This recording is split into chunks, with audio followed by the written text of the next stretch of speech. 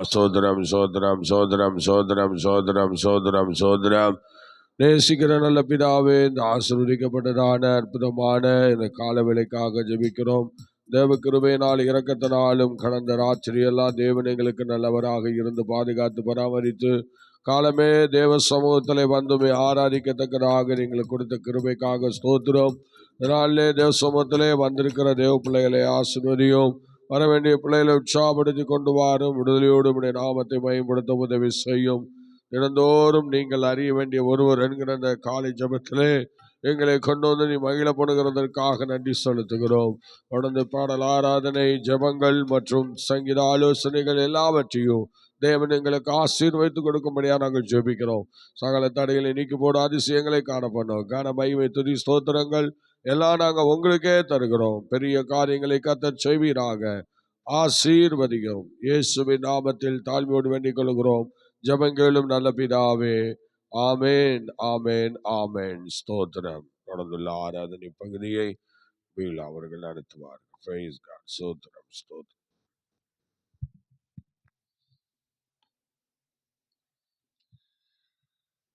ஸ்தோத்திரம். ஆமென். ஸ்தோத்திரம். நாம் ஒரு பாடலை பாடி கர்த்தருடைய நாமத்தை மகிமைப்படுத்துவோம். என்னை நடத்திடும் தேவன் என்னோடு இருக்க பயமே எனக்கில்லையே. நான் நம்பிடும் தேவன் என் துருகமாய் இருப்பதா கலக்கமே எனக்கில்லையே. என்னை நடத்திடும் தேவன் என்னோடு இருக்க பயமே எனக்கில்லையே. நான் நம்பிடும் தேவன் துருகமாய் இருப்பதா கலக்கமே எனக்கில்லையே. ஓ பயமில்லை பயமில்லை பயமில்லையே, நம் சார்பில் கர்த்தருண்டு பயமில்லையே. ஓ பயமில்லை பயமில்லை பயமில்லையே, நமக்காக யுத்தம் செய்வார் பயமில்லையே. பயமில்லை பயமில்லை பயமில்லையே, நம் சார்பில் கர்த்தருண்டு பயமில்லையே.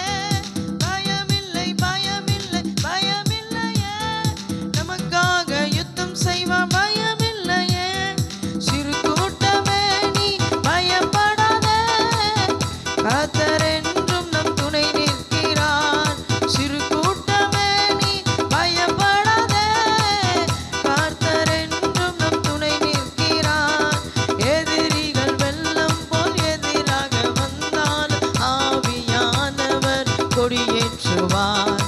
எதிரிகள் வெள்ளம் போல் எதிராக வந்தால் ஆவியானவர் கொடியேற்றுவார். பயமில்லை பயமில்லை பயமில்லையே, நம் சார்பில் கர்த்தருண்டு பயமில்லையே. பயமில்லை பயமில்லை பயமில்லையே, நமக்காக யுத்தம் செய்வார் பயமில்லையே. என்னை நடத்திடும் தேவன் என்னோடு இருக்க பயமே எனக்கில்லையே. நான் நம்பிடும் தேவன் என் துருகமாய் இருப்பதா கலக்கமே எனக்கில்லையே. என்னை நடத்தினோடு இருக்க பயமே எனக்கில்லையே. நான் நம்பிடும் தேவன் என் துருகமாய் இருப்பதா கலக்கமே எனக்கில்லையே. பாதைகள் எங்கும் தடை கற்களோ, தாமதம் மட்டும் பதிலானதோ. பாதைகள் எங்கும் தடை கற்களோ, தாமதம் மட்டும் பதிலானதோ. நேர் வழியாய் நம்மை நடத்திடும் தேவன் நிச்சயம் நடத்துவார் பயமில்லையே. நேர் வழியாய் நம்மை நடத்திடும் நிச்சயம் நடத்துவார் பயமில்லையே. ஓ பயமில்லை பயமில்லை பயமில்லையே, நம் சார்பில் கர்த்தருண்டு பயமில்லையே. பயமில்லை பயமில்லை பயமில்லையே, நமக்காக யுத்தம் செய்வார் பயமில்லையே. பயமில்லை பயமில்லை பயமில்லையே, நம் சார்பில் கர்த்தருண்டு பயமில்லையே. பயமில்லை பயமில்லை பயமில்லையே, நமக்காக யுத்தம் செய்வார்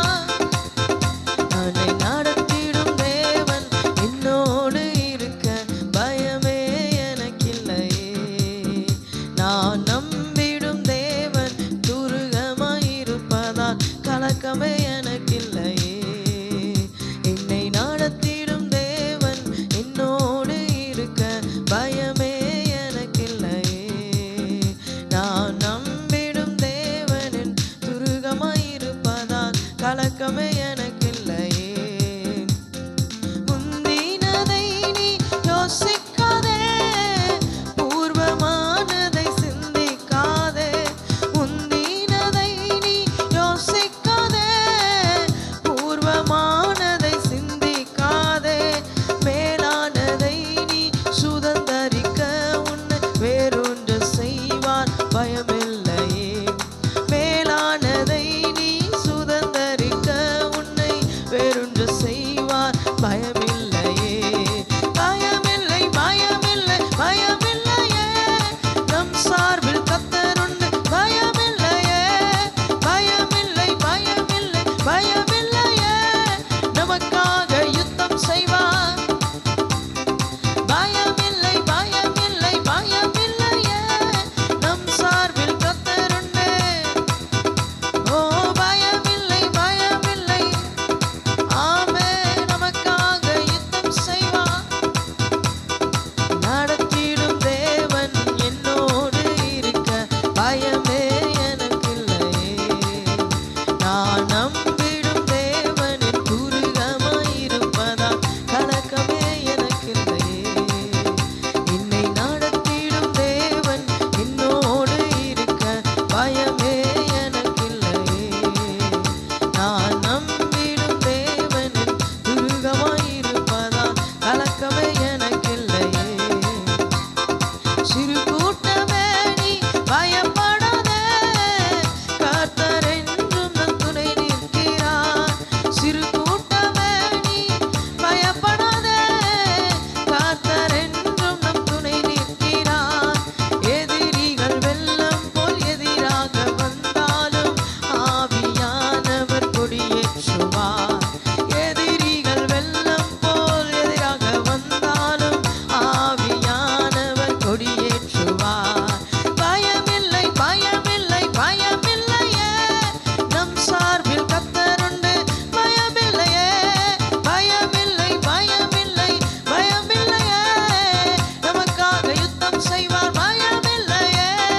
பயமில்லை பயமில்லை பயமில்லையே, நம் சார்பில் கர்த்தருண்டு பயமில்லையே.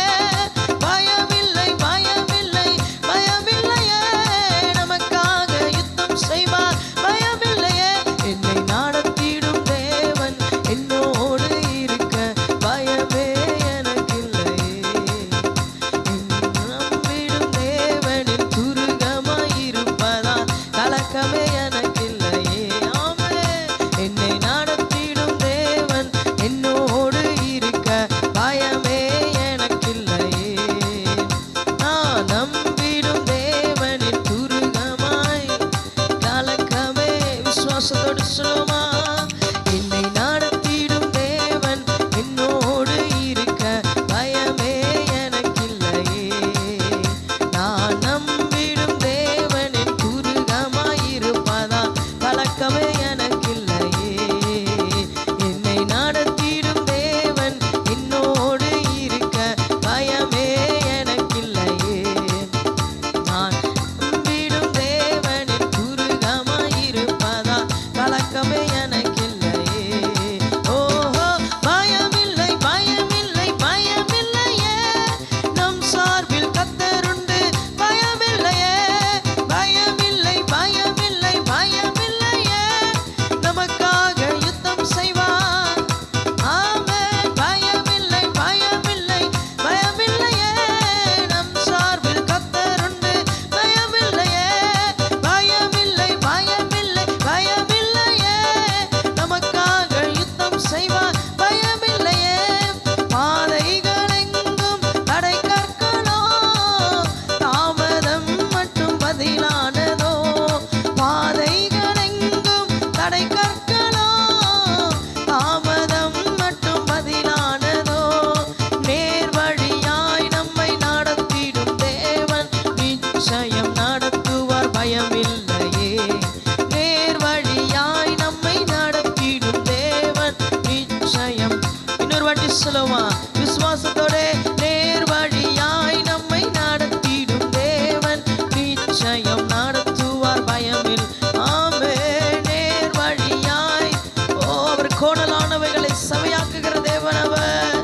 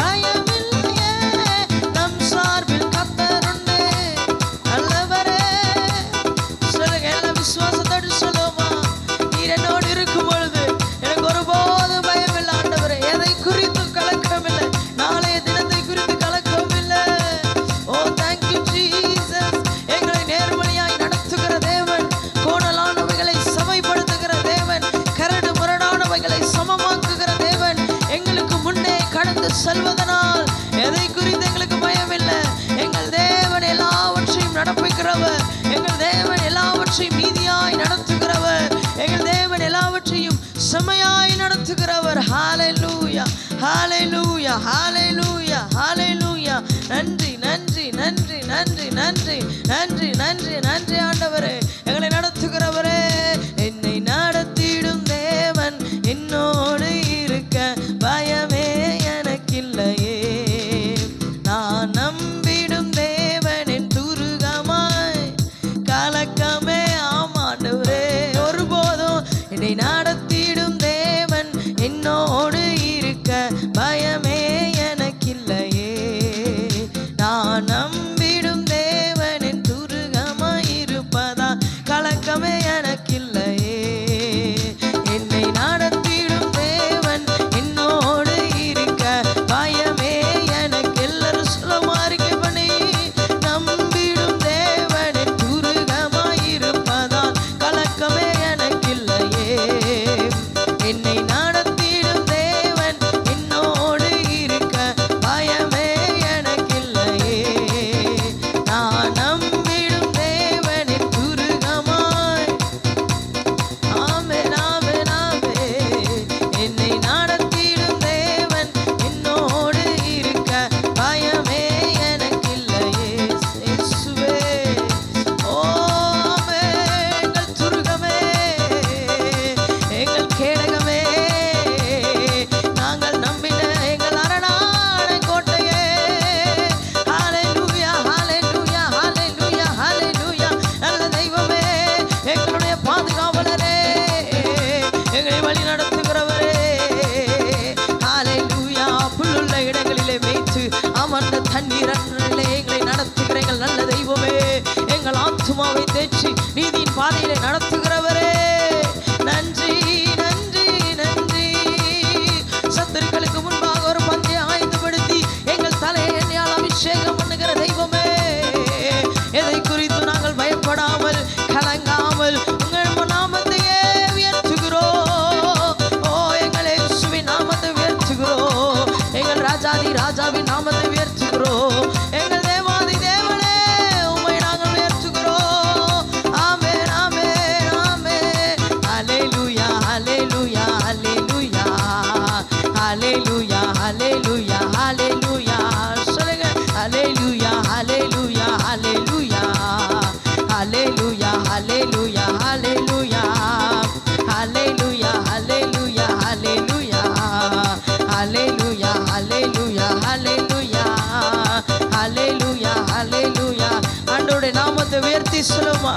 ஓ அவருடைய நாமத்துக்கு மகிமை உண்டாகும்படியாக அதிகாலை வேளையிலே கர்த்தருடைய சமூகத்தில் அவருடைய நாமத்தை உயர்த்தி என்னுடைய நாமத்தை பிரஸ்தாபப்படுத்துகிற எந்த ஸ்தானத்திலும் இறங்கி வந்து உங்களை ஆசீர்வதிப்பேன் என்று வாக்குத்தத்தம் பண்ணின தேவனுக்கு ஓ மகிமைகளை செலுத்தி ஹalleluya, ஹalleluya, ஹalleluya, ஹalleluya, ஹalleluya, ஹalleluya, ஹalleluya, ஹalleluya, ஹalleluya, ஹalleluya, ஹalleluya, ஹalleluya, ஹalleluya, ஹalleluya, ஹalleluya, ஹalleluya, ஹalleluya, ஹalleluya. ஆமென். ஹalleluya, ஹalleluya, ஹalleluya, ஹalleluya, ஹalleluya, ஹalleluya, ஹalleluya, ஹalleluya, ஹalleluya, ஹalleluya, ஹalleluya. கரங்களை தட்டி ஓ thank you Jesus. ஹalleluya, ஹalleluya, ஹalleluya, ஹalleluya, ஹalleluya. மகிமை செலுத்துகிறோம் எங்கள் தேவாதி தேவன் ஒருவருக்கே துதி கன மகிமை நாங்கள் செலுத்துகிறோம். நன்றி ஆண்டவரே, அப்படி நாமத்தை துதிக்கும்படியான கிருபை தந்தீரே.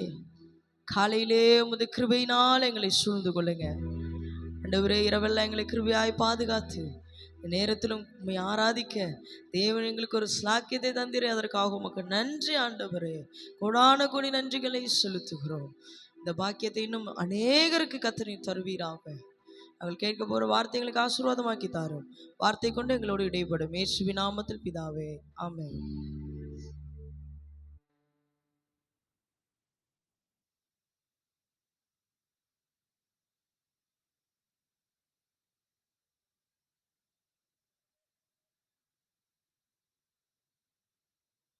ஆண்டவருடைய நாமம் மகிமைப்படுவதாக.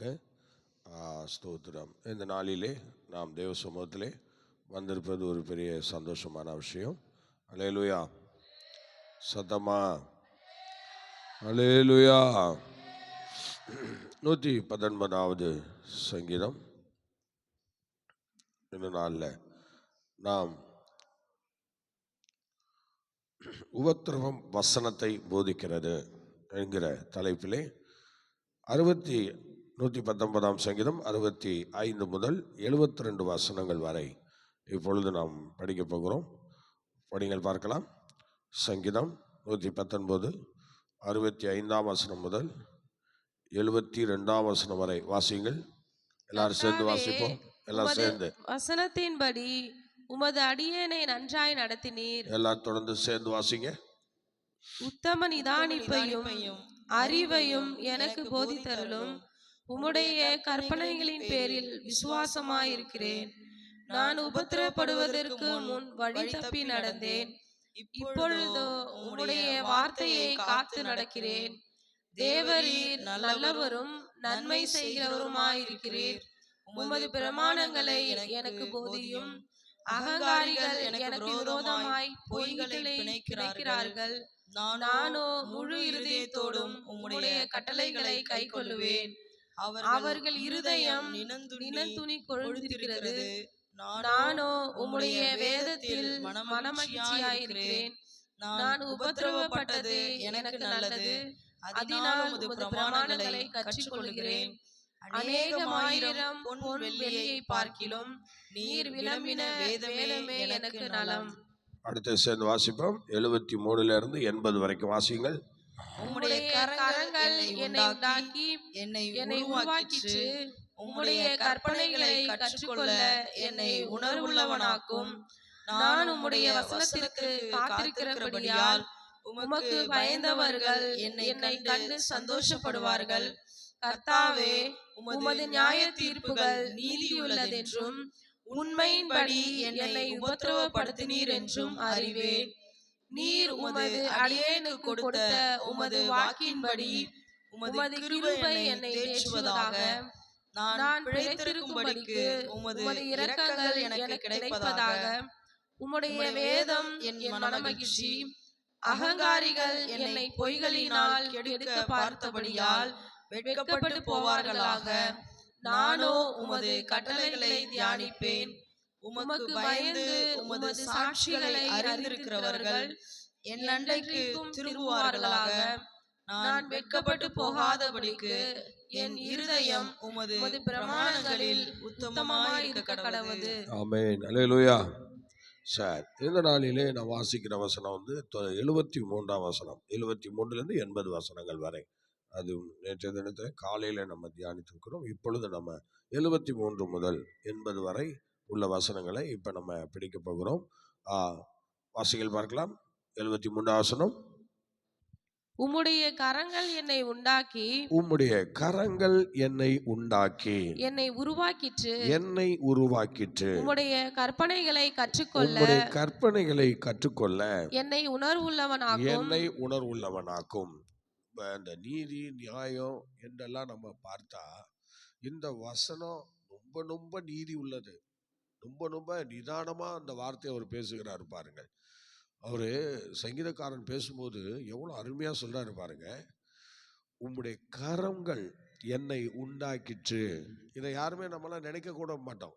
நம்ம படிச்சோம் அவர் தானே, நம்ம உண்டாக்கினவர் அவர் தானே, அதனால நம்ம அவர் சொல்றபடி தானே நம்ம கேட்கணும், அவர் நினைக்கிறபடி தானே நம்ம வாழணும்னு சொல்லி அநேகருக்குள்ள அந்த எண்ணங்கள் சில நேரங்களில் இல்லாமல் போயிடுது. பார்த்தீங்களா? எதையாவது ஒன்று செய்து கொண்டு, எதையாவது ஒன்று நினைத்து கொண்டு, எதையாவது காரியங்களை பகிர்ந்து கொண்டு எப்படியோ இந்த உலகத்தில் வாழ்ந்தா போதுன்னு ஒரு கூட்டம் வாழுது. ஆனால் இங்கே எஸ்ரா சொல்லும்போது அவர் என்ன சொல்றாரு பாருங்க. உம்முடைய கரங்கள் என்னை உண்டாக்கி என்னை உருவாக்கிற்று. பாருங்க, அது எவ்வளோ பெரிய அற்புதமான வார்த்தை. ரியல், உண்மை, ஒரு உண்மை வார்த்தை. ஸ்தோத்திரம். அந்த தலைப்பு என்ன சொல்றாரு பாருங்க.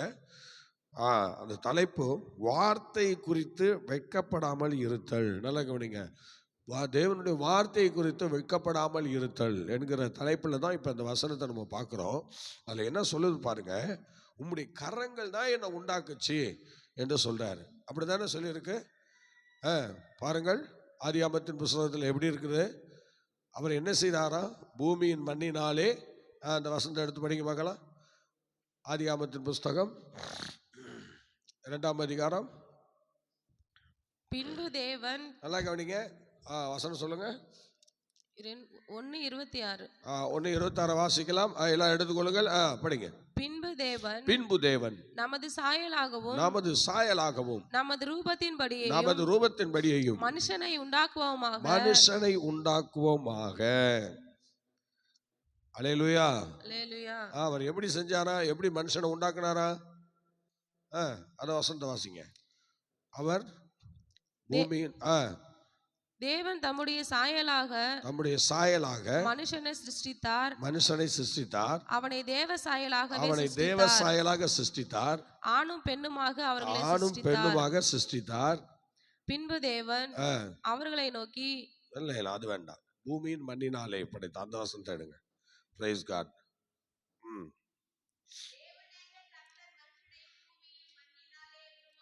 நல்லா கவனிக்கணும், நல்லா கவனிங்க. என்ன சொல்றாரு? தேவனாகிய கர்த்தர் பூமியின் மண்ணினாலே மனுஷனை உருவாக்கி. இங்க பாருங்க, இங்க என்ன சொல்லுது? 73:1 என்ன சொல்றாரு பாருங்க. உம்முடைய கரங்கள் என்னை உண்டாக்கி. சொல்லுங்க, உம்முடைய கரங்கள் என்னை உண்டாக்கி. இங்க ஆண்டவர் என்ன சொல்றாரு? இங்க ஆதியாகமத்துல என்ன சொல்றாங்க? என்ன சொல்றாங்க பாருங்க. ஆதியாகமத்துல தேவனாகிய கர்த்தர் மனுஷனை பூமியின் மண்ணினாலே உருவாக்கி ஜீவ சுவாசத்தை அவன் நாசியிலே ஊதினார். ஜீவசுவாசத்தை அவனுடைய நாசியில, அவருடைய சுவாசத்தை அவனுடைய நாசியிலே ஊதுகிறார். மனுஷன் ஜீவாத்மாவாகிறான். இப்ப சொல்லுங்க, ஆண்டவர் சொன்ன அந்த எஸ்ரா சொல்லுகிற அந்த வார்த்தை எத்தனை உண்மை பாருங்களேன். உம்முடைய கரங்கள் என்னை உண்டாக்கி என்னை உருவாக்கிற்று. எப்படி உருவாக்குறாரு பாருங்க. மனுஷனை பூமியின் மண்ணினாலே உருவாக்குகிறார். மரம், செடி, கொடி, பூண்டுகள், பறவைகள், மச்சங்கள், நீரில் வாழக்கூடிய ஜந்துக்கள், வானில் பறக்கூடிய பறவைகள், பூமியில் நடமாடும் மிருகங்கள் எல்லாத்தையும் உண்டாக கடவுதுன்னு சொல்லிட்டு, ஆனா அந்த மனுஷனை மாத்திரம் அவர் என்ன செய்யறாரு பாருங்க. என்ன செய்யறாரு? தனது கையினால பூமியின் மண்ணை எடுத்து அவருடைய சாயல் படி, அவருடைய ரூபத்தின்படி ஒரு தோற்றத்தை உண்டு பண்ணி அவனை ஜீவாத்மாவாக மாத்துறாரு. அல்லேலூயா. சொல்லுங்க, அவனை என்ன செய்கிறாரு? ஜீவா ஆத்மாவாக அவனை மாற்றி அவருடைய சுவாசத்தை அவன் நாசியில ஊதி ஜீவாத்மாவை மாத்துறார். அவனை எழுப்பி உட்கார பண்றார். அவனை எழுப்பி நடக்க பண்றார். எத்தனை ஆச்சரியம், எத்தனை அதிசயம் பார்த்தீங்களா? ஸ்தோத்திரம். எஸ்ரா அதனால தெளிவா புரிஞ்சிருந்தார். ஸ்தோத்திரம். அதனால்தான் அவர் முதல் வசனத்திலே, இந்த 8 வசனங்கள்ல முதல் வசனத்திலே அவர் சொல்றாரு, உம்முடைய கரங்கள் என்னை உண்டாக்கி என்னை உருவாக்கிற்று. ஹல்லேலூயா. அப்படிப்பட்ட ஒரு எண்ணத்தை உடையவர்களாக நீங்களும் நானும் காணப்பட வேண்டியது அவசியமாக இருக்கிறது. நல்லா கவனிக்கணும். உடைய கரங்கள் என்னை என்ன செஞ்சிச்சு? சொல்லுங்க, உடைய கரங்கள் என்னை உண்டாக்கி உருவாக்கிற்று. சோதரம். பாத்தீங்களா? தேவன் நம்மை உருவாக்கினார். இந்த எண்ணம் நமக்கு எல்லாருக்கும் வேணுங்க. நம்ம ஓடும் போதும், நடக்கும் போதும், பேசும் போதும், சில காரியங்களை செய்யும் போதும் தேவன் தான் என்னை உண்டாக்கினார் என்கிற அந்த எண்ணம் நமக்குள்ள இருக்கணும். அல்லேலூயா, அல்லேலூயா. தேவனுடைய சுவாசத்தை இப்போ இன்னைக்கு நம்ம சுமந்திருக்கிறோம் பாருங்க. அவருடைய ஜீவ சுவாசத்தை நம்ம நாசியில் ஊதினார். இன்னைக்கு நம்ம ஜீவாத்மாவாய் எவ்வளோ அருமையாக நிற்கிறோம், எவ்வளோ அருமையாக பேசுகிறோம், எவ்வளோ நடக்கிறோம், எப்படியெல்லாம் காரியங்கள் எல்லாம் நடத்துகிறோம். இதே சமயத்தில் ஒரு தீய செயல்படுத்தும் போது அந்த நேரத்தில் தேவன் தான் என்னை உண்டாக்கினார், தேவன் தான் என்னை படைத்தார், தேவன் தான் எனக்குள்ளே இருக்கிறார், அவருடைய மூச்சு தான் எனக்குள்ளே இருக்குன்னு சொன்னார். இதெல்லாம் நம்ம செய்ய முடியுமா? தேவனுக்கு விரோதமான சில காரியங்களை நம்ம பண்ண முடியுமா? நல்லா யோசிச்சு பாருங்க. ஏன் நமக்கு இந்த இப்படிப்பட்ட அறிவுகள் இல்லாம போகுது? நல்லா கவனிங்க. அவருடைய சுவாசத்தை வச்சுக்கிட்டு இப்படி அநியாயம் பண்றோமே, இப்படி அக்கிரமம் பண்றோமே, இப்படி தேவனை வேதனைப்படுத்துறோமே, இப்படி மற்ற மனிதர்களுக்கு விரோதமா செயல்படுறோமே, ஏன் இந்த எண்ணம் நமக்கு இல்லாமல் போகிறது? நம்ம சுவாசமா? இது நம்முடைய சரீரமா? இது நம்முடைய சாயலா? நம்ம இஷ்டப்படி செய்வதற்கு? இது யாருடைய சாயல்? இது யாருடைய தோற்றம்? இது யாருடைய சுவாசம்? இது யாருடைய மூச்சு? இது யாருடைய காற்று? இது யாருடைய உயிர்? யாருடைய உயிரை எடுத்து யாருக்கு விரோதமாக செயல்படுவது? நன்றாக யோசித்து பாருங்கள். அருமையான தெய்வ பிள்ளைகளே, ஆண்டவருக்கு விரோதமாக இன்னைக்கு செயல்படுகிற எத்தனையோ மனிதர்கள் இந்த பூமியில வளர்ந்து வருகிறார்கள். ஆனா இவர்கள்லாம் ஆண்டவருக்கு விரோதமாக செயல்படுவதற்கு என்ன தகுதி இருக்கிறது?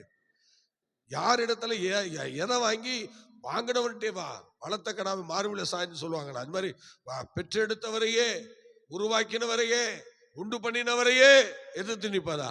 இது எவ்வளவு பெரிய கொடூரம், இது எவ்வளவு பெரிய வேதனைக்குரியது. இந்த சங்கீதக்காரன் சொல்லும் போது எவ்வளவு அருமையா சொல்றாரு பாருங்க.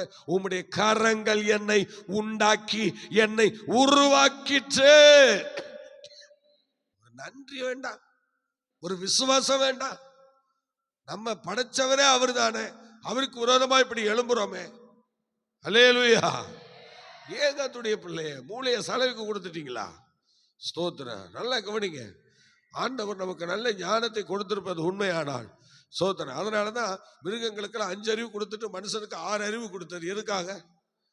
இறைவன் தான் என்ன உண்டாக்கினார், அவருடைய சொல்படி தான் வாழணும், அவருடைய விருப்பப்படி தான் நிக்கணும், எல்லாம் அவருடைய சித்தத்தின்படி தான் எல்லாம் செய்யணும் இந்த பூமியிலன்னு சொல்லி அப்படிப்பட்ட ஒரு 6வது அறிவை எக்ஸ்ட்ரா என்று கொடுத்தாருல்ல. ஆனா அந்த அறிவை வச்சு இப்ப என்ன பண்ணிட்டு இருக்கோம்? இன்னைக்கு ஆண்டவருக்கு விரோதமா தான் வாழ்ந்துட்டு இருக்கோம். இந்த ஆண்டவர் கொடுத்த அவர் சாயல்ல படைச்ச இந்த சரீரத்தை புகை விட்டு ஆத்துறோம், குடிச்சு ஆத்துறோம், வேசித்தனை உபச்சாரம் பண்ணி வீணாக்குறோம். அப்ப இது ஒரு ஆண்டவர் அவர் அதை உண்டு பண்ணிட்டு அவர் சொல்றாரு, இது என்னுடைய ஆலயம் அப்படின்றார். எப்படி? அவருடைய சரீரத்தை உண்டு பண்ணிட்டு அது என்னுடைய ஆலயம் என்று சொல்லுகிறார். எப்படி பாருங்க, அவருடைய சாயல்ல உண்டாக்கப்பட்ட நம்ம, அவருடைய தோற்றத்தின்படி உருவாக்கின நம்ம, நீ தேவனுடைய ஆலயமா இருக்கிறேன்ட்டார். ஸ்தோத்திரம். நம்ம இப்ப ஆண்டவருடைய ஆலயமா இருக்கிறோமா? அவர் சாயலே உருவாக்கி அவரே நம்ம நடக்க விட்டுட்டு அவரே நம்ம பேச விட்டுட்டு அவர் சொல்றாரு, நீ நான் தங்க வாசஸ்தலமே நீதாண்டான்னு சொல்றாரு. யோசிச்சு பாருங்க. இன்னைக்கு ஒரு வீடை கட்டுறோம், எதுக்கு? நம்ம வாசம் பண்ண தானே? சொல்லுங்க, நம்ம வாசம் பண்ண தானே? நம்முடைய குடும்பத்தில் உள்ளவங்க வாசம் பண்ண தானே? நம்ம ஒரு கூடாரத்தை கட்டுறோம். இன்னைக்கு கர்த்தர் நமக்கு ஒரு கூடாரத்தை, அவருக்கு ஒரு கூடாரத்தை அந்த பூமியில ஸ்தாபித்திருக்கிறார். அந்த ஸ்தாபித்த கூடாரம் யார் தெரியுமா? நீங்களும் நானும் தான். வெளிப்படுத்தின விசேஷத்துல தேவனுடைய மனிதர்களிடத்துல தேவனுடைய வாசஸ்தலங்கள் இருக்கிறது என்று அங்கே சொல்லப்பட்டிருக்கிறது. நல்ல கவனிங்க. தேவனுடைய பிள்ளைகளே, அவருடைய வாசஸ்தலம் உங்களுக்குள்ள எனக்குள்ளும் இருக்கிறது. அவர் நமக்குள்ள தங்குகிறதை அவர் விரும்புகிறார். அவர் நமக்குள்ளே தங்குகிறார், அவர் நமக்குள்ளே வாசம் பண்ணுகிறார். பாருங்க, அவர் ஒரு கூடாரத்தை கட்டினார் பூமியின் மண்ணினாலே. அவருடைய சாயல்ல அவருடைய தோற்றத்தின்படி ஒரு கூடாரத்தை கட்டி அந்த கூடாரத்துல அவரே வாசம் பண்ண விரும்புகிறார். நீங்க நினைக்கிற போல இல்ல. நீங்களும் நானும் இன்னைக்கு அவருடைய கூடாரமாக இருக்கிறோம், அவர் வாசம் பண்ணுகிற ஸ்தலமாக இருக்கிறோம். அதை தான் கர்த்தர் இந்த பூமியில உண்டாக்கினாரே தவிர உன்னை அநீதிக்கும் பேய்க்கும் பிசாசுக்கும் பலவிதமான காரியங்களுக்கும் தீய பழக்கங்களுக்கும் அந்த சரீரத்தை கடவுள் ஒப்பு கொடுக்கல. அதுக்காக அவர் உன்னை ஏற்படுத்தல. அவர் ஏற்படுத்தினுடைய நோக்கம் என்ன தெரியுமா? அவருடைய வாசஸ்தலத்தை, அவருடைய சரீரமாகிய உன்னுடைய சரீரம், அந்த சரீரத்திலே அவருடைய வாசஸ்தலத்தை வைக்கிறார். பூமியின் மண்ணினாலே அவருக்கு ஒரு வாசஸ்தலத்தை கட்டுகிறார். பூமியின் மண்ணினாலே அவருக்கு ஒரு வாசஸ்தலத்தை உருவாக்குகிறார். அந்த வாசஸ்தலம் தான் நீங்களும் நானும். அவர் நமக்குள்ளே என்ன செய்கிறார்? தங்குகிறார், நமக்குள்ளே சம்பாஷிக்கிறார், நமக்குள்ளே அவர் உலாவிக் கொண்டிருக்கிறார். அவர் நமக்குள்ளே தங்குகிறதை இந்த பூமியில அவர் எடுத்துக்கொண்டார். இந்த பூமியில எத்தனையோ இடங்கள்ல தங்கலாம் என்று சொல்லலாம். ஆனா அவருடைய பூமி, அவர் படைச்சார், எல்லாம் படைச்சிட்டு கடைசியில் அவர் தங்குற இடத்தை எங்க வந்து படைச்சார்னா மனிதனுக்குள்ளே அவர் தங்குவதற்கு ஒரு கூடாரத்தை ஏற்படுத்தி இருக்கிறார். அந்த கூடாரம் தான் நீங்களும் நானும். அவருடைய கூடாரமாக, அவர் வாசம் பண்ணுகிற ஸ்தலமாக, அவருடைய வாசஸ்தலமாக இன்னைக்கு தேவன் நம்முடைய சரீரத்தை மாற்றி இருக்கிறார். கர்த்தருடைய பிள்ளையே, அவர் சொல்றாரு, ஒருவன் தேவனுடைய ஆலயத்தை கெடுத்தால் தேவன் அவனை கெடுப்பார் என்று சொல்லுகிறார். அப்ப அந்த சரீரம், உங்களுடைய சரீரமானது அது தேவனுக்கு ஒரு ஆலயமாக இருக்கிறது. அவர் வாசம் பண்ணுகிற ஒரு ஆலயமாக இருக்கிறது. அதனால நம்முடைய சரீரத்தை தீட்டுப்படுத்தவோ, நம்முடைய சரீரத்தை அலங்கோலமாக்கவோ, நம்முடைய சரீரத்தை அலங்காரப்படுத்தவோ, நம்முடைய சரீரத்தை வேதனைப்படுத்தவோ எந்த ரூல்ஸும் உனக்கு கிடையாது. இது உன்னுடைய சரீரம் அல்ல, இது நீ ஏற்படுத்தினது இல்ல, இது உங்க அப்பா அம்மா உண்டாக்குனது அல்ல, இது இறைவன் ஏற்படுத்தின சரீரம். அவர் ஒருவருக்கு தான் அதிகாரம் இருக்கிறது, உனக்கு இதில் எந்த அதிகாரமும் இல்லை. அதிகாரத்தை நீ எடுத்துக்கிட்டதுனாலதான் இன்னைக்கு மருத்துவர் வச்சு கிழிச்சு வேலை பார்க்கிறான். கடவுள் கையிலேயே அந்த சரீரம் இருந்ததுன்னா அவருடைய ஆலயத்தை அவர் சுத்தமா காத்துக்கொள்ளுவார். ஆனா நீ அவருக்கு ஒப்பு கொடுக்கல, நீ அவருக்காக வாழல, நீ அவருடைய விருப்பம் செய்யல. அதனால இன்னைக்கு ஆண்டவருடைய சரீரமாகிய உன்னுடைய சரீரம் இன்னைக்கு உருவழிந்து கொண்டிருக்கிறது, வியாதியினால் நிறைந்திருக்கிறது, வேதனையினால் நிறைந்திருக்கிறது. நீண்ட காலம் வாழக்கூடிய இந்த சரீரமானது, இந்த ஆலயமானது சீக்கிரத்தில் எடுபட்டு போகிறது. இதுக்கு மெயின் காரணம் என்ன தெரியுமா? சொல்லுங்க, இதுக்கு மெயின் காரணம் என்ன தெரியுமா? நீ இஷ்டத்துக்கு இந்த சரீரத்தை பயன்படுத்தின. வீட்டை உண்டாக்குனவன் அவன் இஷ்டத்துக்கு தான் அவன் வீட்டை என்ன செய்யணும், பயன்படுத்தணும். இந்த வீட்டின் மேல எந்த மனுஷனுக்கும் அதிகாரம் இல்லை. உன் சரீரமாகிய வீட்டின் மேல எந்த மனுஷனுக்கும் எந்த அதிகாரமும் கிடையாது. கர்த்தர் உன் கையில கொடுத்திருந்ததுனால அந்த சரீரத்தை நீ என்ன செய்யலாம், தினமும் சுத்தமா பார்த்துக்கணும். அந்த ஒரு வேளை தான் உனக்கு. அந்த சரீர வளர்ச்சிக்கான ஆகாரத்தை நீ சாப்பிடணும். அந்த சரீரத்தை எப்போது நீ சுத்தமா காத்துக்கணும். இதுக்குதான் அந்த சரீரத்தை, அவருடைய வாசஸ்தலத்தை உனக்குள்ள உருவாக்கினார். நினைச்ச நேரம் தூக்கிட்டு கண்ட இடத்துக்கு ஓடுறல்ல, அந்த சரீரம் சாத்தானுடைய சரீரம் மாத்திட்டு இல்ல. இது ஆண்டவர் உண்டாக்குன சரீரம், அவர் வாசஸ்தலம், அவர் வாசம் பண்ணுகிற இடம், அவர் தங்குகிற இடம், உன்னோடு தங்கி சம்பாஷிக்கிற இடம், உனக்குள்ளே உலாவிக் கொண்டிருக்கிறார் என்று வேதம் சொல்லுகிறது. அதனால இந்த சரீரத்தை உன் இஷ்டத்துக்கு நீ எடுத்துட்டு போக முடியாது. நீ கணக்கு சொல்லிதான் ஆகணும். ஏன் நீ கணக்கு சொல்லிதான் ஆகணும்? அன்னைக்கு நியாய தீர்ப்புன்னு ஒண்ணு இல்லை, இப்ப நியாய தீர்ப்பு வந்துருச்சு. எதுக்கு? இந்த சரீரத்தை உன் இஷ்டத்துக்கு பயன்படுத்துறதுனால நீ குற்றவாளி கூண்டுல நிறுத்தப்பட போகிறாய். இது தேவன் உண்டாக்கின சரீரம். உன் இஷ்டத்துக்கு அந்த சரீரத்தை எடுத்துக்கிட்டதுனால, உன் இஷ்டத்துக்கு அந்த சரீரத்தை பொழங்கினதுனால, உன் இஷ்டத்துக்கு அந்த சரீரத்தில் பல வேலைகளை பண்ணினதுனால அந்த சரீரத்துக்கு நியாய தீர்ப்பு நிச்சயம் உண்டு. நியாயம் தீர்த்து நரக பாதாளத்துல கொண்டு போய் தள்ளுகிற நாள் விரைந்து வந்து கொண்டிருக்கிறது, நித்தியமாக. இந்த சரீரத்தை வச்சு நம்ம செய்ய வேண்டியது என்ன தெரியுமா? நித்திய ஜீவனை சுதந்திரிக்கணும், சொர்க்க வாழ்க்கையை பெற்றுக்கொள்ளணும், தேவனோடு இருக்கிற அந்த அனுபவத்தை பெற்றுக்கொள்ளணும். தேவன் இந்த பூமியில நம்ம படைச்ச நோக்கம் என்னன்னா, அவர் நமக்குள்ள வாசம் பண்ணணும். அதான், அதுக்குதான் இந்த சரீரத்தை இந்த பூமியில படைச்சாரு. இது இந்த பூமியில மாத்திரம் இல்லை, இந்த சரீரத்தை அப்படியே அவருக்காகவே நம்ம கொடுத்து அவருக்காகவே நம்ம வாழ்ந்து வந்தோம்னா ஆண்டவர் இந்த சரீரத்தை யுக யுகமா விட மாட்டாரு. அவர் யுக யுகமா விடாம நியாய தீர்ப்புக்கு அப்புறமும் நமக்குள்ளே அவர் வாசம் பண்ணுவார், நமக்குள்ளே அவர் இருக்கதான் செய்வார், நித்தியமா நமக்குள்ளே இருப்பார். இந்த பூமியில இருக்கும் வரைதான் நமக்கு வயது வரம்பு. ஆனால் தேவனுடைய ராஜ்யத்திற்கு சென்று விட்டால் அங்க வயதும் இல்லை, வரம்பும் இல்லை, நித்தியமாக தேவனோடு வாழ போகிறோம். ஹல்லேலூயா. நித்தியமாக தெய்வத்தோடு வாழ போகிறோம். அல்லேலூயா. ஆம், கர்த்தருடைய பிள்ளை, நன்றாய் தெரிந்து கொள்ளுங்கள், நித்தியமாக தேவனோடு வாழ போகிறோம். அது நமக்கு அப்படிப்பட்ட ஒரு லைஃப் இந்த பூமியில அவர் உண்டாக்கின அந்த ஆத்துமாவை ஆண்டவர் அழைக்க வருவார்.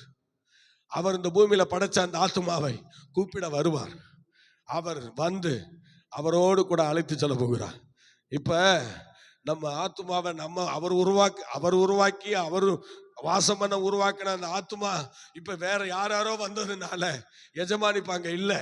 அதனால அவர் இப்ப நம்ம விட்டு போயிட்டாரு.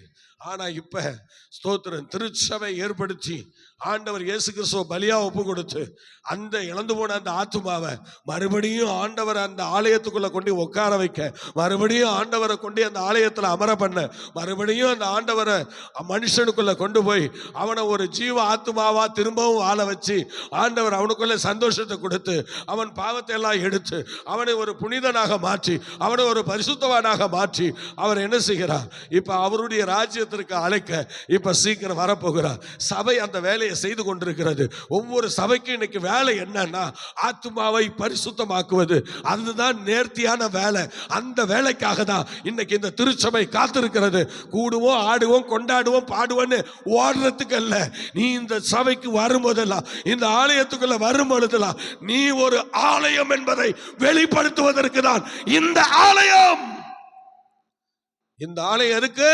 நீங்களும் நானும் ஒரு ஆலயம் என்பதை நம்மோடு பேசுவதற்கு, நம்மோடு ஆண்டவர் சம்பாஷிப்பதற்கு, நம்மை உணர்த்துவதற்கு, நமக்குள்ளே அந்த ஆலயத்தை காண்பதற்கு, தேவனை நம்முடைய ஆலயத்திலே மறுபடியும் கொண்டாந்து அமர பண்ணுவதற்கு தான் இந்த ஆலயம். அல்லேலூயா.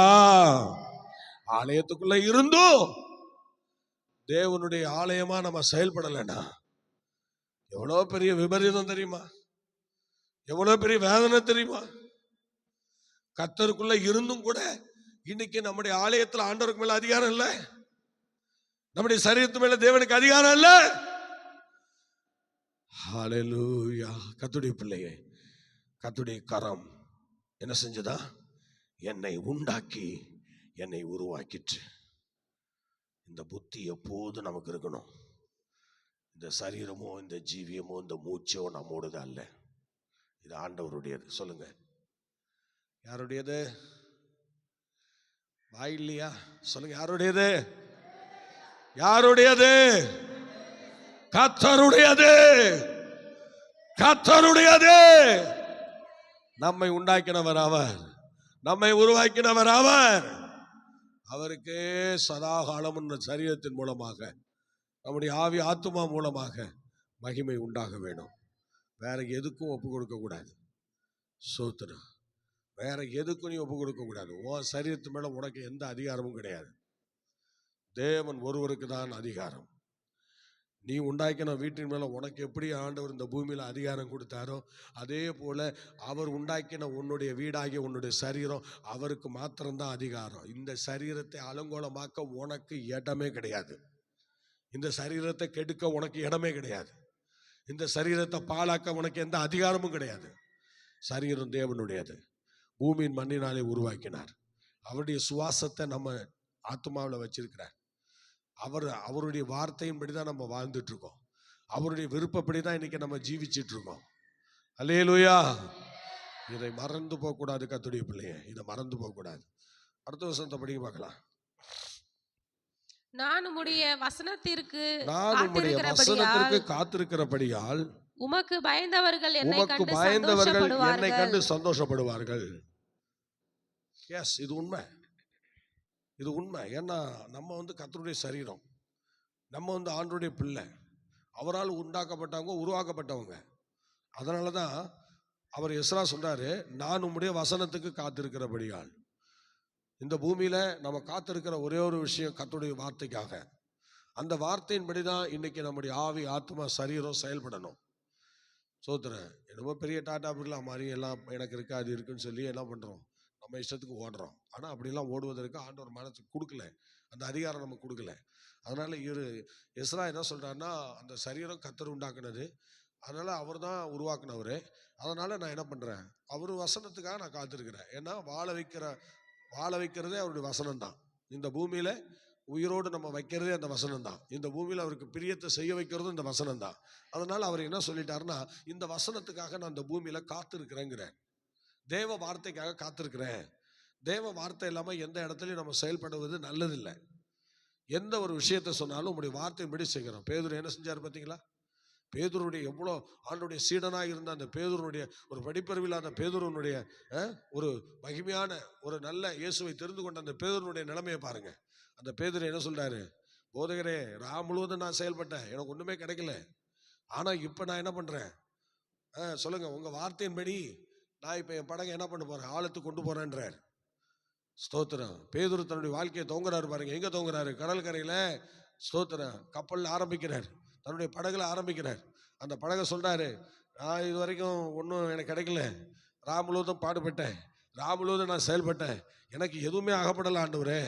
அதனால இப்போ என்ன பண்றேன், இப்போ ஒன்று பண்றேன், உங்க வார்த்தைக்கு ஸ்தோத்திரம் நான் செவி கொடுக்குறேன்னு சொல்லி இப்போ அவரு தேவனுடைய வார்த்தையை ஸ்தோத்திரம் கேட்கிறாரு. பேதுரு என்ன செய்யறாரு பாருங்க.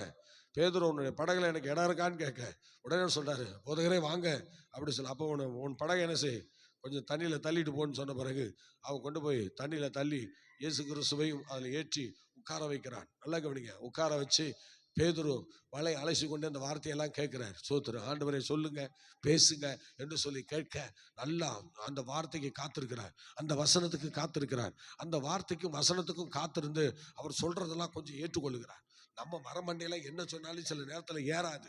ஆனா பேதுருக்கு ஒரு காரியம் தெரிஞ்சது, இரவெல்லாம் நம்ம பாடுபட்டோம், ஒரு மண்ணு நடக்கல, ஒரு காரியமும் நடக்கல. அதனால இப்ப நம்ம என்ன பண்ணுவோம், அவர் என்னமோ சொல்ல போறாரு, படகுல உட்காந்து அவர் என்ன சொல்றாருன்னு கேட்போம்னு சொல்லிட்டு பேதுரு அப்படியே பாருங்க, ஆண்டவர் சொல்லுகிறத வாய் கண்ணை பூக்காம அப்படியே பார்த்துக்கிட்டே இருக்கிறாரு. சொல்லுங்க போதகரே, சொல்லுங்க போதகரேன்னு சொல்லி அந்த வார்த்தையெல்லாம் கேட்கிறாரு. கேட்டு பாருங்க, அந்த வசனத்துக்கு கேட்டு அதுக்கு காத்திருந்து அந்த வசனத்தை கேட்டு இப்போ ஒரு தீர்மானத்துக்கு வந்துட்டாரு. என்னன்னா, நான் என் இஷ்டப்படி வாழ்ந்த காலங்கள்ல என் இஷ்டப்படி நேற்று இரவலா செயல்பட்டதுனால எந்த ஒரு காரியமும் எனக்கு லாபம் இல்லை, எந்த விதமான ஆசீர்வாதமும் இல்லை. இப்ப நான் ஒண்ணு பண்றேன். என்ன செய்யறேன் சொல்லுங்க? இப்ப நான் ஒண்ணு பண்றேன். என்ன செய்ய போறேன்? உங்க வார்த்தையின்படி, உங்க வசனத்தின்படி நான் என்ன பண்ண போறேன், என் படகை நான் ஆழத்துக்கு தள்ளிட்டு போறேன்றார். செய் பேதுருன்னு சொல்லிட்டாரு. இப்ப பேதுரு தள்ளிட்டு போறாரு. தள்ளிட்டு போய் என்ன நடக்குது பாத்தீங்களா? ஆழத்துக்கு கொண்டு போனார். கொண்டு போய் வலையை போட்டார். வலையை போட்ட பிறகு என்ன நடந்துச்சு தெரியுமா? 2 படகு நிறையக்கூடிய மீன்களை ஒரே வலையில அள்ளினார்கள். அல்லேலூயா, ஹல்லேலூயா, சத்தமா பாத்தீங்களா? நீ கர்த்தருக்கு காத்திருந்து ஒரு காரியத்தை செய்யும் போது தேவன் அதை சக்சஸ் பண்ணி கொடுக்கிறார். தேவன் அதை உனக்கு வெற்றிகரமாக மாற்றி கொடுக்கிறார்.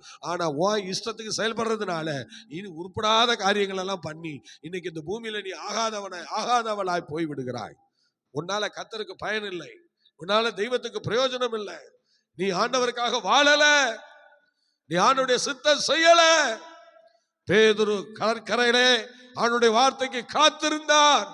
அந்த காத்திருந்தனுடைய பலன் 2 படகு நிறைய எப்பொழுதும் அவர் பிடிக்கிற மீன்களை பார்க்கலும் பல மடங்கு அதிகமான நன்மைகளால் கர்த்தர் நிறைத்தார். என்றைக்கு கர்த்தருடைய ஆலோசனைக்கு, தேவனுடைய வசனத்துக்கு காத்திருந்து பெற்று அதன் வழியாக செயல்படுகிறோமோ, இந்த உலகத்தில் இரட்டத்தனையான ஆசீர்வாதத்தினால் நிரப்புவார் என்பதற்கு பேதுரு நமக்கு ஒரு முன்மாதிரியாக இருக்கிறார். இன்னும் அநேக பரிசுத்தவான்களும் நமக்கு முன் அடையாளமாக இருக்கிறார்கள். கர்த்தருடைய பிள்ளையே, எல்லாம் இஷ்டத்துக்கு செயல்படுறது. இஷ்டத்தெல்லாம் தூக்கி குப்பையில போடு. வசனத்துக்கு காத்திருந்து ஒரு வேலையை செய். கர்த்தர் உன்னை வாளாக்காமல் தலையாக்குவார், கீழாக்காமல் மேலாக்குவார். நீ சும்மா ஓட்டாண்டியா உட்கார்ந்து இருப்பதற்கு தேவன் உன்னை தெரிந்து கொள்ளவில்லை. நீ சும்மா வெறுமையா இருப்பதற்கு தேவன் உன்னை பிடிக்கவில்லை. தேவன் உன்னை அழைத்த நோக்கம், தேவன் உன்னை தெரிந்து கொண்ட நோக்கம், தேவன் உன்னை உருவாக்கின நோக்கம், உன்னை இந்த பூமியில படைச்ச நோக்கம் ஏதோ ஒரு காரியத்தை செயல்படுத்ததா உன்னை ஏற்படுத்தினாரே தவிர நீ சாதாரணமா உட்காந்து தின்னுட்டு போறதுக்கு, உட்காந்து தூங்குறதற்கு, இஷ்டத்துக்கு வாழ்வதற்கு உன்னை ஆண்டவர் இந்த பூமியில படைக்கல. இந்த ஜனங்களை எனக்கென்று நான் ஏற்படுத்தினேன், இவர்கள் என் துதியை சொல்லி வர வேண்டும். அல்லேலூயா. இஷ்டத்துக்கு எதையும் பண்ணக்கூடாது, முடிச்சிருங்க. இந்த உங்க இஷ்டத்துக்கு வாழ்ற வாழ்க்கையெல்லாம் முடிச்சிருங்க. தேவன் உங்களை குறித்து என்ன நினைக்கிறாருன்னு முதல்ல கண்டுபிடிங்க. ஸ்தோத்திரம். கண்டுபிடிச்சா அதுக்கு ஒப்பு கொடுங்க. நிச்சயமா கர்த்தர் நம்மை நடத்துவார். நான் உம்முடைய வசனத்துக்கு காத்திருக்கிறபடியால் உமக்கு பயந்தவர்கள் என்னை கண்டு சந்தோஷப்படுவார்கள். இன்னைக்கு உன்னை கண்டாலே எல்லாருக்கும் பிடிக்கல, உன்னை கண்டாலே பயம். ஏன்? உனக்குள்ள பேய் இருக்கு. உனக்குள்ள பேய் இருக்கு, அதனால உன்னை கண்டாலே பயம், உன்கிட்ட பேசினாலே பயம். ஒரு கோபத்தின் ஆவி இருக்கு, ஒரு வன்கண்ணனுடைய ஆவி இருக்கு. அதனால ஒன்ன கண்டாலே எல்லாருக்கும் பயம் ஏற்படல, ஒரு பிசாசு இருக்கிற பயம் தான் ஏற்பட்டிருக்கு. ஆனா இங்க இவர் சொல்றாரு என்ன தெரியுமா? இவர் என்ன தெரியுமா சொல்றாரு? நல்லா கவனிங்க. உமக்கு பயந்தவர்கள் என்னை கண்டு சந்தோஷப்படுவார்கள். பாத்தீங்களா? உமக்கு பயந்தவர்கள் என்ன செய்வாங்க? என்னை கண்டு சந்தோஷப்படுவார்கள். இவனுக்குள்ள ஆண்டவர் இருக்கிறார், இவனை கர்த்தர் நடத்துகிறார், இவளுக்குள்ள கர்த்தர் இருக்கிறார், இவளுக்குள்ள ஆண்டவர் இருக்கிறார், இவர் அவரே நடத்துகிறார் என்று சொல்லி உன்னை கொண்டு எல்லாம் சந்தோஷப்படணும். இல்ல, கர்த்தர் இவனை நடத்துகிறார். இவனை ஆண்டவர் நடத்துகிறார், இல்லைன்னா இவன் இப்படி வாழ முடியாது. இவனை கர்த்தர் நடத்துகிறார். சொல்லணும் கர்த்தருடைய பிள்ளை, சொல்லணும். சொல்றாங்களா? சொல்றாங்களா? சொல்ல வைக்கணும். அப்பதான் நீ தேவனால் உருவாக்கப்பட்டவன், அப்பதான் நீ தேவனால் உருவாக்கப்பட்டவள். அல்லேலூயா. அடுத்த 3வது வசனம் படிக்கலாம். 75. உமது நியாய தீர்ப்புகள் நீதியுள்ளதென்றும் உண்மையின்படி என்னை உபத்திரவப்படுத்தினீர் என்றும் அறிவேன். சத்தியா, உண்மையின்படி என்னை உபத்திரவப்படுத்தினீர் என்றும் அறிவேன். உபத்திரவம் எது? ஒரு உண்மை, ஒரு உண்மை சம்பவத்துக்காக தேவன் நம்மை சில நேரங்களில் உபத்திரவங்களுக்கு ஒப்பு கொடுக்கிறார். எந்த உபத்திரவத்தினாலே சில காரியங்களை நமக்கு கற்றும் கொடுக்கிறார். அதைத்தான் போன அதிகாரத்துல நம்ம படிச்சோம். போன 119ஆம் சங்கீதம் 71ல படிச்சோம். 71ல என்ன சொல்றாரு பாருங்க, படிக்க பார்க்கலாம். நான் உபத்திரவப்பட்டது எனக்கு நல்லது, அதனாலும் உம்முடைய பிரமாணங்களை எனக்கு கற்றுக்கொள்கிறேன். பிரமாணங்களை நான் என்ன செய்யறேன்? கற்றுக்கொள்றேன். பாத்தீங்களா? உபத்திரம் எதுக்கு தெரியுமா? அவருடைய பிரமாணங்களை கற்றுக்கொள்ள, அவருடைய கற்பனையை கை கொள்ள, அவருடைய கட்டளையை கற்றுக்கொள்ள. இதுக்குதான் ஆண்டவர் நமக்கு சில உபத்திரவங்களை அனுப்புறானே தவிர, உபத்திரவத்தை கொடுத்து உன்னை பிரிக்கிறதுக்கு இல்லை, உபத்திரவத்தை கொடுத்து உன்னை அழிக்கிறதுக்கு இல்லை. ஆனா உலகத்தான் என்ன பண்றான்? உபத்திரம் வந்துச்சுன்னா தற்கொலை பண்ணிக்கிறான். அது சாத்தானுடைய தந்திரம். சாத்தான் சில உபத்திரவத்தை கொடுத்து, ஒருத்தன் சொல்றான், எனக்கு வயிற்று வலி ஏற்படுது, அதனால என் வயிற்று வலிக்கு யாரும் காரணம் இல்லை, ஆனால் இப்போ நான் என்ன செய்கிறேன்? தற்கொலை பண்ணிக்க போகிறேன், என்னால் வயிற்று வலி தாங்க முடியல, அதனால் இப்போ நான் தற்கொலை பண்ணிட்டு சாக போகிறேன்னு எழுதி வச்சுட்டு ஒருத்தன் செத்து போயிட்டான். இது சாத்தானுடைய தந்திரம், இது பிசாசுக்கு தந்திரம். இந்த பூமியில் பேய் இருக்கு, பிசாசு இருக்குன்னா எவனும் சில பேர் நம்ப மாட்டேங்கிறான். அப்போ ஒருத்தன் வயிற்று வலியால் சாகுறானா, இது கடவுள் ஏற்படுத்துறாரா? சொல்லுங்க, இது கடவுளா பண்றாரு? படைச்ச கடவுள் அப்படியா பண்ணுவாரு? அதுக்கு அவர் மண்ணினால உருவாக்குனாரு. நம்ம யோசிச்சு பாருங்க. சில மரமண்டைகளுக்கு எவ்வளவு சொன்னாலும் புரியாது. ஸ்தோத்திரம். எல்லாம் என்ன சொல்லுவானோ, அதெல்லாம் கடவுள்லாம் கிடையாதுங்க. பேயும் கிடையாது, பிசாசும் கிடையாது, சூனியமும் கிடையாது. ஸ்தோத்திரம். உபத்திரப்படுறவனுக்கு தாங்க அது அருமை தெரியும். ஸ்தோத்திரம். அல்லேலூயா. இந்த வெளிச்சத்துல உன்னை கடவுள் வளர வச்சிருக்கிறாரு, அதனால நீ இப்படி பேசுற. அதனால சில பேருக்கு அறிவு கட்டத்தனமா பேசுவான், ஒன்றும் ஒரு ஆதாரம் இல்லாம பேசுவாங்க. அது ஒரு ஸ்தோத்திர சாத்தானுடைய தந்திரம். ஸ்தோத்திரம். அவர் உண்டாக்குன ஆலயத்தை வச்சுக்கிட்டு என்னன்னா வேலை பண்றாங்க பார்த்தீங்களா? எல்லாம் இவ்வளோ கொடூரம்லாம் பண்ணக்கூடாது. ஏன்னா நம்ம உருவாக்கப்பட்டது அவரால். அதனால மற்றவங்க நம்ம கண்டு என்ன செய்யணும்? கர்த்தருக்கு பயந்தவங்க நம்ம கண்டு மகிழணும். அப்படிப்பட்ட நல்ல அனுபவங்களை தான் கர்த்தர் நமக்கு கொடுக்கணும். சரி, அடுத்தது 76 படிக்க பார்க்கலாம். நீர் உமது அடியேனுக்கு கொடுத்த உமது வாக்கின்படி உமது கிருபை என்னை தேற்றுவதாக. ஆமா, வாக்கின்படி கர்த்தர் சில வாக்குகளை கொடுத்து அந்த கிருபை நம்ம தேற்றுமா. தேவ வார்த்தைகளோடு கூட கிருபை கூட இருக்கணும். சோதனை நல்லா கவனிக்கணும். எப்படி ஒரு சாப்பாட்டோடு நமக்கு நல்ல தொட்டுக்கெல்லாம் ஸ்நாக்ஸ்லாம் வச்சு நமக்கு கொடுக்குறாங்களோ, அதே போல தான் அந்த ஸ்தோத்திர என்னது அவருடைய வார்த்தையோடு, நல்லா அவருடைய வாக்கோடு, அவர் வாக்குகளோடு என்ன கிருபையும் கூட வருது நம்ம கூட.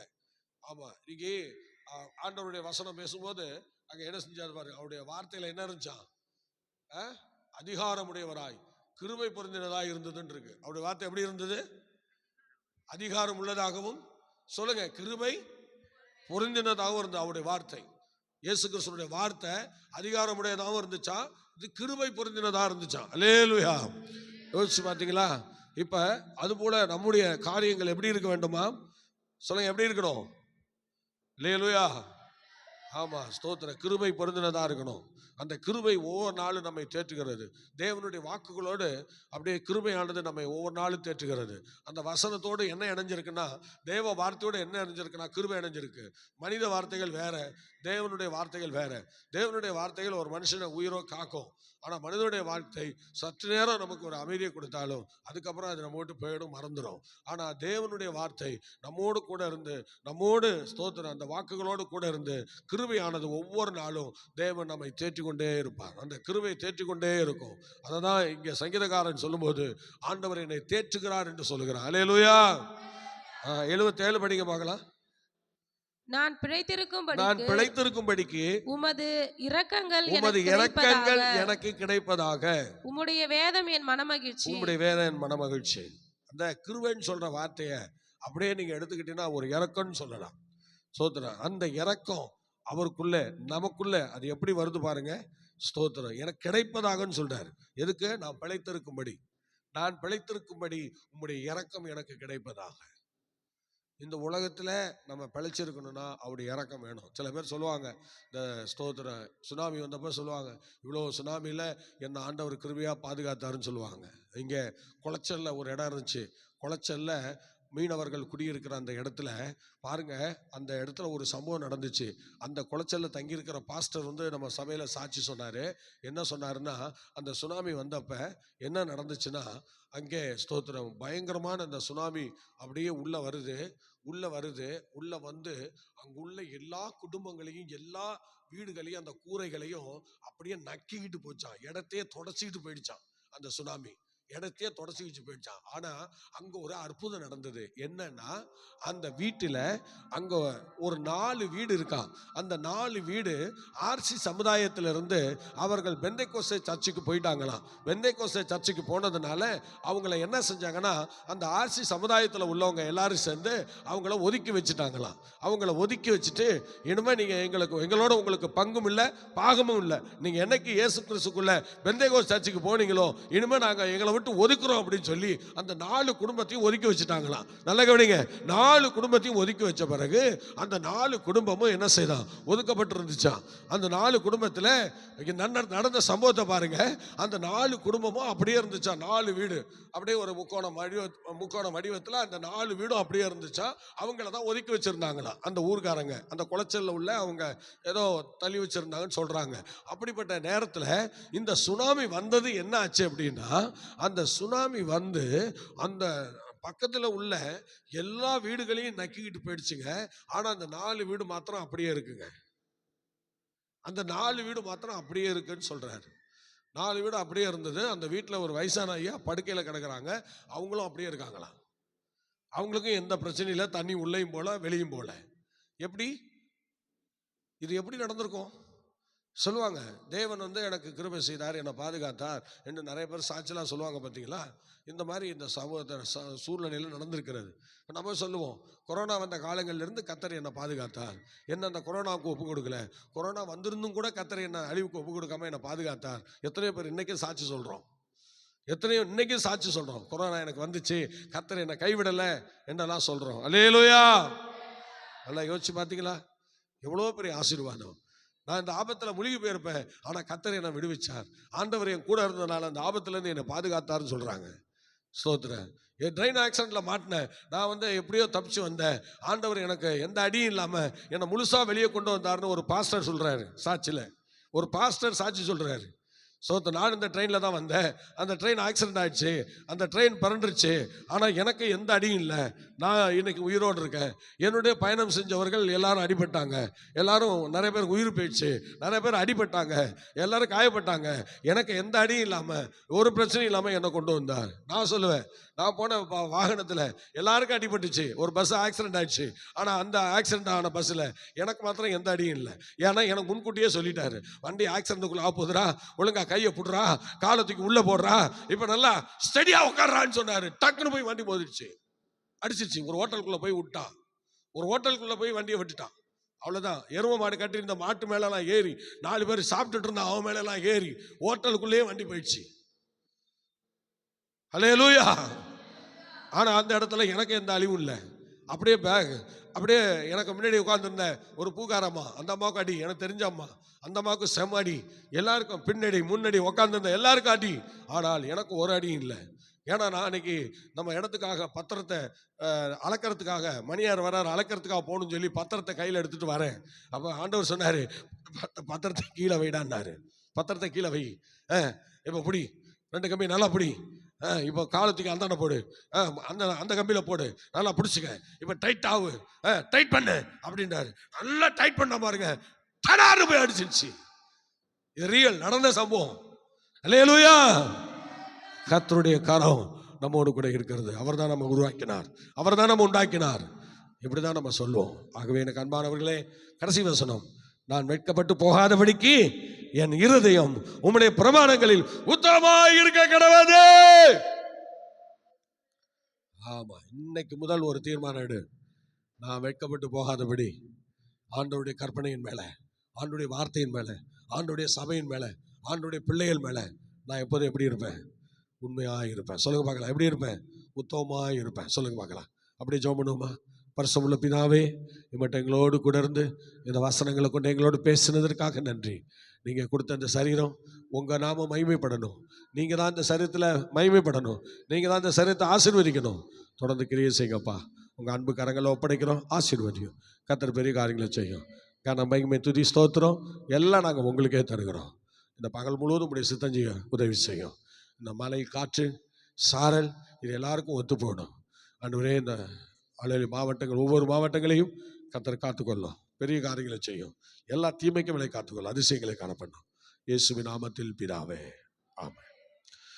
Okay, God bless you. கர்த்தர் உங்களை ஆசீர்வதிப்பார். மீண்டும் நாளை இன்று மாலை 5, 6, 7 மணிக்கு நம்ம சந்திப்போம். அது இல்லாமல் நாளை காலையிலே மறுபடியும் நாம் சந்திப்போம். கர்த்தர் நம்மை நடத்துவார். God bless you. God bless you. God bless you.